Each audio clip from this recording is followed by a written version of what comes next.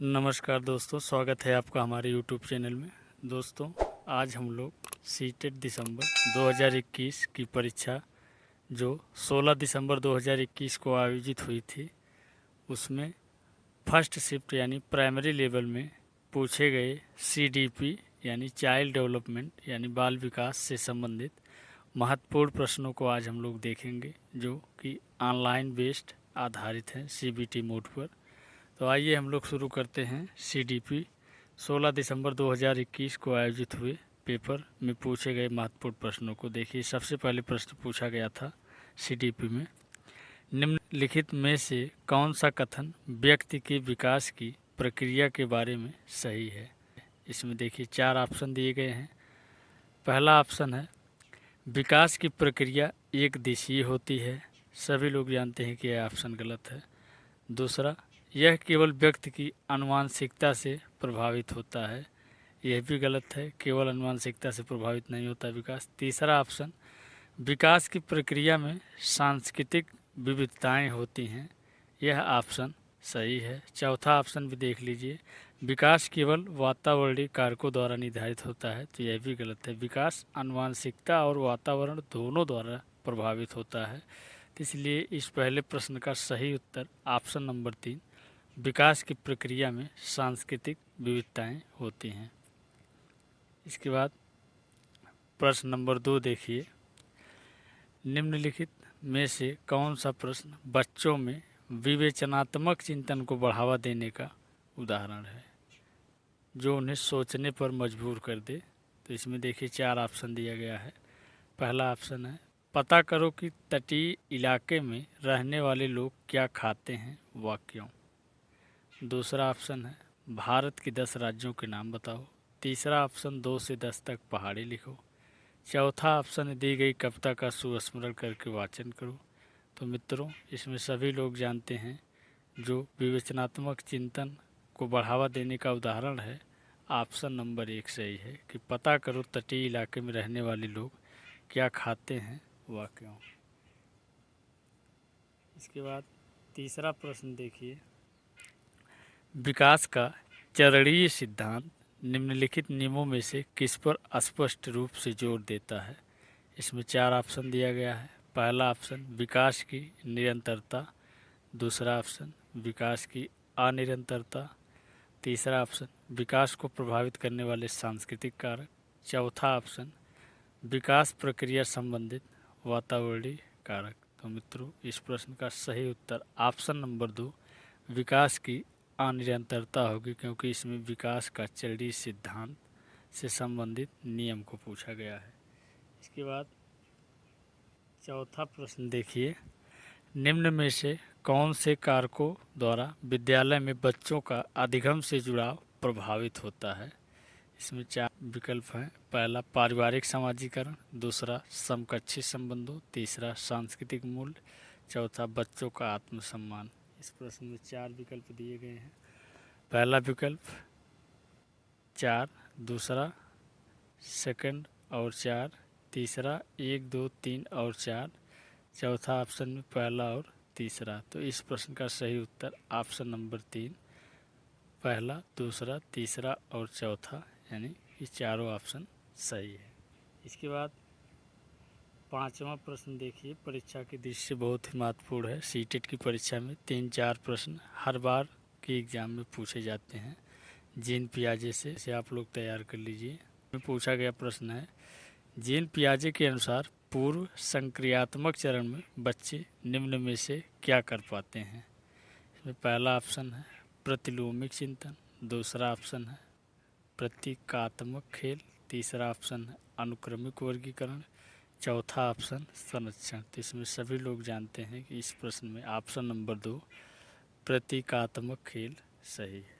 इसके बाद 6वां प्रश्न देखिए, एक छोटी बालिका प्रतीकात्मक खेल कर पाती है। यह भी जीन पियाजे से ही संबंधित प्रश्न है। एक छोटी बालिका प्रतीकात्मक खेल कर पाती है, पर अभी दूसरे व्यक्ति का दृष्टिकोण नहीं समझ पाती है और वह अपनी पकड़ से बाहर की घटनाओं की वजह से आसानी से परेशान हो जाती है। जीन पियाजे द्वारा सुझाए चरणों में से कौन सा चरण इस बालिका के वर्तमान स्तर को अंकित करता है? इस प्रश्न में 4 ऑप्शन दिया गया है। पहला ऑप्शन संवेदीगामक, दूसरा ऑप्शन पूर्व संक्रियात्मक, तीसरा ऑप्शन मूर्त संक्रियात्मक, चौथा ऑप्शन औपचारिक संक्रियात्मक। तो मित्रों, अभी अभी हमने इस प्रश्न के ऊपर देखा है कि प्रतीकात्मक खेल पूर्व संक्रियात्मक अवस्था का उदाहरण है, इसलिए ऑप्शन नंबर 2 इस प्रश्न में सही है कि पूर्व संक्रियात्मक। इसके बाद 7वां प्रश्न देखिए, निम्नलिखित में से कौन सा अभिलक्षण कोहल वर्ग के नैतिक विकास मॉडल में सम्मिलित है? मित्रों, जब से सीटेट का एग्ज़ाम आयोजित हो रहा है तब से लेकर आज तक जीन पियाजे, कोहल वर्ग, वाइगोत्स्की से 3-4 प्रश्न बार बार परीक्षा में रिपीट होते हैं, तो इस बार भी आने की प्रबल संभावना है। तो आप लोग इनके थियरी को अच्छे से तैयार कर लें। इसमें देखिए, पहला ऑप्शन है नैतिक विकास के चरणों का स्वरूप सार्वभौमिक होता है। दूसरा, नैतिक चिंतन के विकास में निरंतरता होती है। तीसरा, नैतिक विकास एक क्रमिक प्रक्रिया नहीं है, यह संपूर्ण रूप से वातावरणीय कारकों पर निर्भर है। चौथा ऑप्शन, नैतिक विकास मुख्यतः सांस्कृतिक मूल्यों पर निर्भर है। तो मित्रों, इस प्रश्न का सही उत्तर ऑप्शन नंबर 1, नैतिक विकास के चरणों का स्वरूप सार्वभौमिक होता है, ऐसा कोहलबर्ग ने बताया है। इसके बाद 8वां प्रश्न देखिए, अभी हमने नाम लिया कि प्रश्न आ गया। लेव वाइगोत्स्की के अनुसार निम्न में से किसके लिए समीपस्थ विकास क्षेत्र का इस्तेमाल करना चाहिए? इसमें 4 ऑप्शन है। पहला, अध्यापन और मूल्यांकन, दूसरा केवल अध्यापन, तीसरा केवल मूल्यांकन, चौथा प्रवाही बौद्धिकता की पहचान। इस प्रश्न का सही उत्तर ऑप्शन नंबर 1, अध्यापन और मूल्यांकन सही है। इसके बाद 9वां प्रश्न देखिए, एक विशिष्ट संप्रत्यय को पढ़ाने हेतु एक अध्यापिका बच्चे को आधा हल किया हुआ उदाहरण देती है। लेव वाइगोत्स्की के अनुसार अध्यापिका किस रणनीति का इस्तेमाल कर रही है? पहला ऑप्शन अवलोकन अधिगम, दूसरा पाठ, तीसरा द्वंद्वात्मक अधिगम, चौथा अनुकूलन। इस प्रश्न का सही उत्तर ऑप्शन नंबर 2, पाठ सही है। इसके बाद 10वां प्रश्न देखिए, निम्नलिखित में से कौन सी प्रवृत्ति एक प्रगतिशील कक्षीय माहौल के अनुसार है?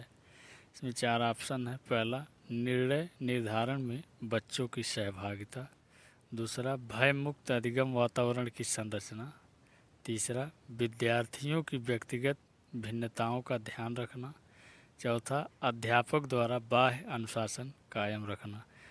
इस प्रश्न में आयोग ने 3 ऑप्शन यानी पहला ऑप्शन, दूसरा ऑप्शन, तीसरा ऑप्शन तीनों को सही माना है, केवल चौथा ऑप्शन इसमें गलत है।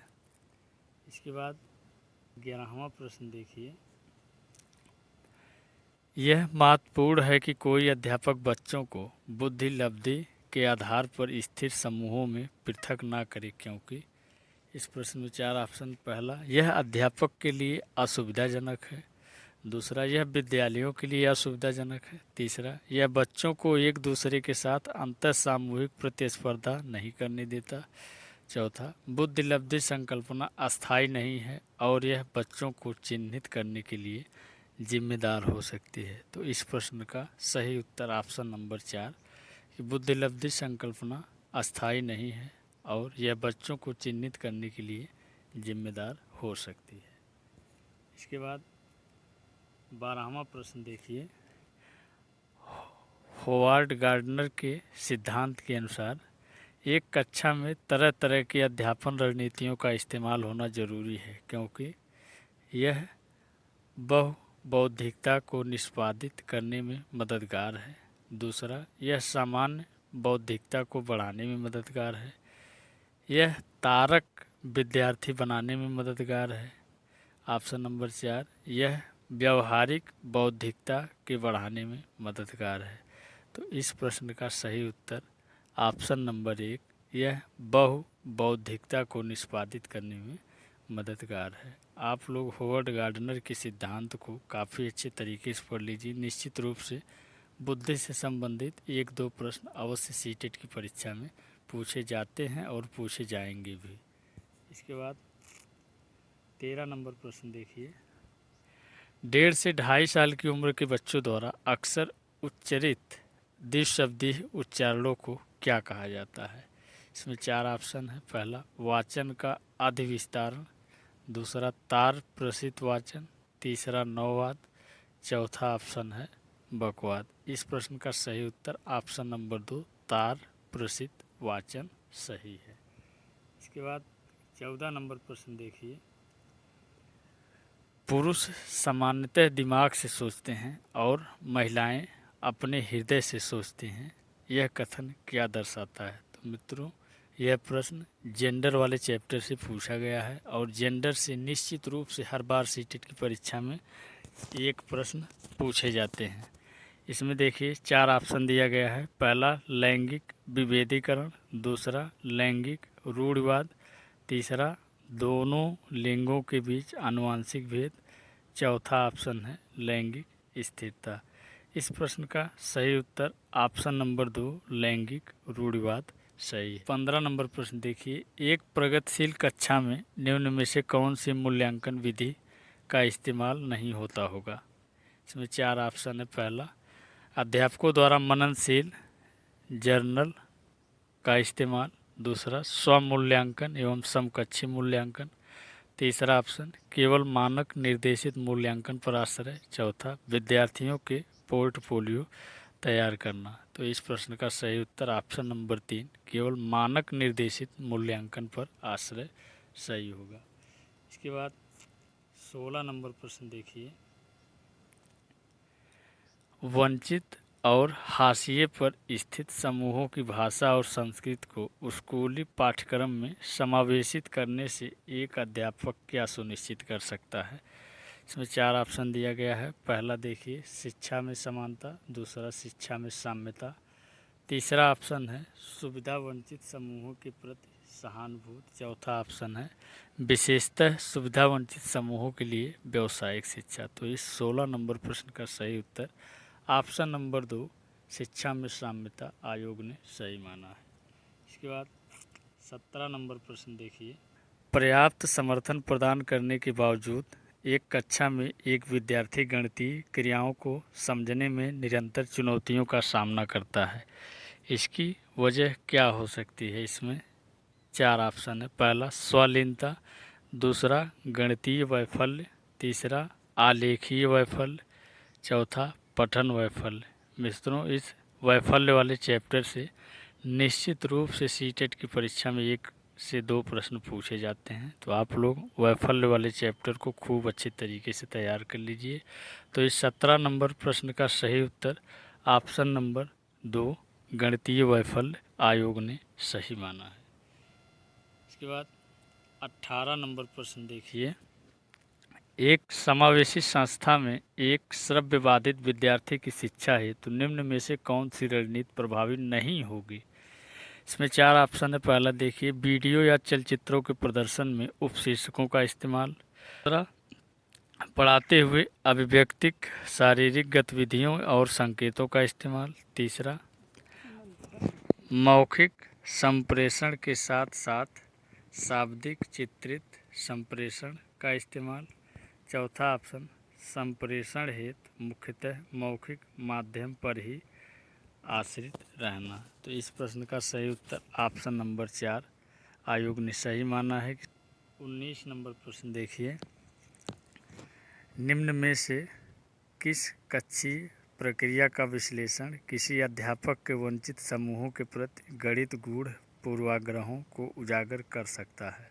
इसमें 4 ऑप्शन दिया गया है। पहला ऑप्शन, लिंग, जाति और आर्थिक श्रेणी के आधार पर निर्धारित आसन व्यवस्था। दूसरा, अध्यापक का निपुणता उन्मुखी अभिप्रेरणा शैली को प्रोत्साहित करना। तीसरा ऑप्शन, अधिगम कठिनता अनुभव करने वाले बच्चों के लिए यथोचित समायोजन करना। चौथा ऑप्शन, बच्चों को शिक्षा प्रणाली के यंत्रवादी पहलुओं का परीक्षण, प्रतिरोध और चुनौती देने के लिए प्रोत्साहित करना। तो इस प्रश्न का सही उत्तर ऑप्शन नंबर 1 आयोग ने सही माना है कि लिंग, जाति और आर्थिक श्रेणी के आधार पर निर्धारित आसन व्यवस्था। इसके बाद 20 नंबर प्रश्न देखिए, कक्षा में सृजनात्मकता को बढ़ावा देने के लिए विद्यार्थियों को कैसे अवसर प्रदान करने चाहिए। इसमें 4 ऑप्शन है। पहला, विशिष्ट उपलब्धि वर्ग में सम्मेलन के। दूसरा, मौलिक खोज और सोच को बढ़ाने के। तीसरा, परीक्षा देने के बेहतर कौशल विकसित करने के। चौथा, अवसारिक सोच सीखने के। तो इस 20 नंबर प्रश्न का सही उत्तर ऑप्शन नंबर 2 मौलिक खोज और सोच को बढ़ाने के सही है। 21 नंबर प्रश्न देखिए, एक संरचनात्मक कक्षा में बच्चों की संज्ञानात्मक सहभागिता को किस प्रकार सुसाधित किया जा सकता है। इसमें 4 विकल्प हैं। पहला, बच्चों के वार्तालाप द्वारा, अध्यापक के संवेगों द्वारा। तीसरा, बच्चों के सकारात्मक परस्पर संबंधों द्वारा। चौथा ऑप्शन है बाह्य रूप से अधिरोपित अनुशासन द्वारा। इसमें 4 ऑप्शन दिया गया है। पहला ऑप्शन में तीसरा, दूसरा में चौथा, तीसरे में पहला दूसरा तीसरा, चौथे में पहला दूसरा चौथा। तो इस प्रश्न का सही उत्तर ऑप्शन नंबर 3 यानी कि पहला दूसरा तीसरा ऑप्शन आयोग ने सही किया है। इसके बाद 22 नंबर प्रश्न देखिए, बच्चों की असफलता अक्सर विद्यालय की असफलता होती है। निम्न में से कौन सा कथन इस वाक्य का समर्थन करता है। इसमें पहला ऑप्शन है स्कूलों का अस्तित्व विद्यार्थियों के सामर्थ्य में विभेदीकरण करने हेतु है। दूसरा ऑप्शन, बच्चे इसलिए असफल होते हैं क्योंकि विद्यालय बच्चों के सीखने की विविध गतियों का संज्ञान नहीं करते। तीसरा ऑप्शन, बच्चे इसलिए असफल होते हैं क्योंकि वह विद्यालय की ज़रूरतों का अनुपालन नहीं करते हैं। चौथा ऑप्शन, बच्चे योग्यता की कमी और निम्न बुद्धिलब्धि की वजह से असफल होते हैं। तो इस प्रश्न का सही उत्तर ऑप्शन नंबर 2 है। 23 नंबर प्रश्न देखिए, किसी संप्रत्यय के प्रासंगिक और अर्थपूर्ण होने के लिए क्या आवश्यक है। इसमें पहला ऑप्शन है उपयुक्त परिभाषा द्वारा पढ़ाया जाना। दूसरा, बच्चे के जीवन संबंधित सामाजिक परिप्रेक्ष्य से जोड़कर पढ़ाना। तीसरा, पाठ्य पुस्तक से बच्चों की कॉपी में ज्यों का त्यों लिखना। चौथा, अच्छे से रट लेना ताकि विद्यार्थी प्रतियोगिताओं में हिस्सा ले सके। तो इस प्रश्न का सही उत्तर ऑप्शन नंबर 2 बच्चों के जीवन संबंधित सामाजिक परिप्रेक्ष्य से जोड़कर पढ़ाना सही है। 24 नंबर प्रश्न देखिए, एक कक्षा में बच्चों के असफलता के भय को दूर करना क्यों जरूरी है। इसमें 4 ऑप्शन है। पहला, एक कक्षा में अध्यापक बच्चों के भय को संभाल नहीं सकता। दूसरा, विद्यालय बच्चों के भावात्मक जीवन की जिम्मेदारी नहीं ले सकता। तीसरा, असफलता और त्रुटियां बच्चे के अधिगम का स्वाभाविक हिस्सा है। चौथा ऑप्शन, भय का एहसास करने वाले बच्चे विकासात्मक रूप से विफल होते हैं। तो इस प्रश्न का सही उत्तर ऑप्शन नंबर 3 असफलता और त्रुटियां बच्चे के अधिगम का स्वाभाविक हिस्सा है। 25 नंबर प्रश्न देखिए, अक्सर यह तर्क दिया जाता है कि पुरस्कार देना अधिगमकर्ताओं को अप्रेरित करने का उत्तम तरीका नहीं है क्योंकि पहला ऑप्शन, इससे आंतरिक अभिप्रेरणा क्षीण होती है। दूसरा, इससे आंतरिक अभिप्रेरणा बढ़ जाती है। तीसरा, इससे बाह्य अभिप्रेरणा क्षीण होती है। चौथा, इससे आंतरिक और बाह्य अभिप्रेरणा दोनों ही क्षीण होती है। तो इस प्रश्न का सही उत्तर ऑप्शन नंबर 1 इससे आंतरिक अभिप्रेरणा क्षीण होती है। इसके बाद 26 नंबर प्रश्न देखिए, निम्न में से अभिलक्षणों का कौन सा दल उत्तम समस्या समाधानकर्ताओं को इंगित करता है। पहला ऑप्शन, सृजनात्मकता, प्रतिक्रियात्मक, अनम्यता की कमी, अपसारी चिंतन। दूसरा ऑप्शन है क्रियात्मक, जड़ता, सृजनात्मकता, अभिसारी चिंतन। तीसरा ऑप्शन, प्रतिक्रियात्मक, अनम्यता की कमी, अभिसारी चिंतन, सृजनात्मकता। चौथा ऑप्शन, अपसारी चिंतन, क्रियात्मक, जड़ता, प्रतिक्रियात्मक, अनम्य था। तो इस 26 नंबर प्रश्न का सही उत्तर ऑप्शन नंबर 1 आयोग ने सही माना है। 27 नंबर प्रश्न देखिए, शिक्षिका के विद्यार्थियों की खासकर सुविधा वंचित वर्ग के सफलता एवं असफलता के बारे में विचार अक्सर उनके सीखने व अभिप्रेरणा को प्रभावित करते हैं। इस संदर्भ में निम्न में से कौन सा कथन सही है? पहला ऑप्शन, शिक्षक की अपेक्षाएं बच्चों के सीखने को बेहद प्रभावित करती हैं। दूसरा, शिक्षक को कक्षा में बच्चों की स्वायत्तता पर काबू रखना चाहिए। तीसरा ऑप्शन, शिक्षक को बच्चों को प्रतिस्पर्धा करने व एक दूसरे से बेहतर करने के लिए प्रोत्साहित करना चाहिए। चौथा ऑप्शन, शिक्षक को ऐसे विद्यार्थियों को हर हालत में असफलता से बचने के लिए रणनीतियों में प्रशिक्षण देना चाहिए। तो इस प्रश्न का सही उत्तर ऑप्शन नंबर 1 शिक्षक की अपेक्षाएं बच्चों के सीखने को बेहद प्रभावित करती हैं। इसके बाद 28 नंबर प्रश्न देखिए, शिक्षिका कक्षा में सकारात्मक रूप से सीखने का वातावरण किस प्रकार सुनिश्चित कर सकती है? पहला ऑप्शन, एक तय एवं निर्धारित समय सारणी का अनुपालन करके। दूसरा, पुरस्कार व सजा का प्रयोग कर बच्चों को अनुशासित रखकर। तीसरा, बच्चों के संवेगों को सीखने की प्रक्रिया का हिस्सा बनाकर। चौथा ऑप्शन, बच्चों की क्षमता के आधार पर उनका विभेदीकरण करके एवं अलग अलग समूह बनाकर। तो इस प्रश्न का सही उत्तर ऑप्शन नंबर 3। 29 नंबर प्रश्न देखिए, क्या एक शिक्षक को कक्षा में एक सत्ताधारी व्यक्ति के रूप में देखा जाना चाहिए जिसे कोई चुनौती ना दे सके? इसमें पहला ऑप्शन है हाँ, इससे विद्यार्थियों को शिक्षकों के आज्ञा पालन व आदर करने के मूल्यों की सीख मिलती है। दूसरा ऑप्शन हाँ, केवल ऐसा शिक्षक ही विद्यार्थियों को स्पष्ट मार्गदर्शन एवं यथार्थिक संज्ञानात्मक स्पष्टता प्रदान कर सकता है। तीसरा नहीं, विद्यार्थी ऐसे शिक्षकों से प्रश्न पूछने में हिचकिचाते हैं जिसे उनकी संप्रत्यायिक स्पष्टता में कमी रह जाती है। चौथा नहीं, आज के तकनीकी युग में शिक्षक विद्यार्थियों की अधिगम प्रक्रिया में अप्रासंगिक हैं। तो इस प्रश्न का सही उत्तर ऑप्शन नंबर 3 नहीं, विद्यार्थी ऐसे शिक्षकों से प्रश्न पूछने में हिचकते हैं जिसे उनकी संप्रत्यायिक स्पष्टता में कमी रह जाती है। मित्रों, आज के सेशन का अंतिम प्रश्न यानी 30वां प्रश्न देखिए, कक्षा में परिचर्चा के दौरान क्या एक शिक्षिका को विद्यार्थियों के गलत उत्तर सही करने चाहिए? इसमें 4 ऑप्शन है। पहला हाँ, बच्चों की त्रुटियों को तुरंत संशोधन करना चाहिए। दूसरा नहीं, बच्चों को अभिव्यक्त करने के लिए प्रोत्साहित करना चाहिए बिना गलत होने के भय के। तीसरा ऑप्शन, गलत उत्तर हमेशा संज्ञानात्मक अस्पष्टता की कमी को दर्शाते हैं एवं इन्हें हमेशा सुधारना चाहिए। चौथा ऑप्शन, बच्चे स्कूल में सही जानकारी प्राप्त करने के लिए आते हैं, इसलिए उनके उत्तरों को तुरंत सुधारना चाहिए। इस प्रश्न का सही उत्तर ऑप्शन नंबर 2 सही है।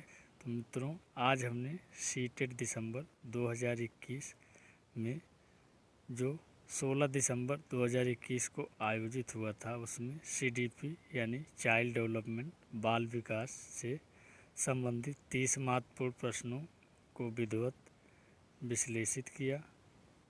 अगर हमारा वीडियो आप लोगों को पसंद आए तो हमारे YouTube चैनल को लाइक, शेयर, सब्सक्राइब ज़रूर करें और ऐसे ही नॉलेजफुल वीडियो पाने के लिए हमारे YouTube चैनल से जुड़े रहें। जय हिंद, वंदे मातरम।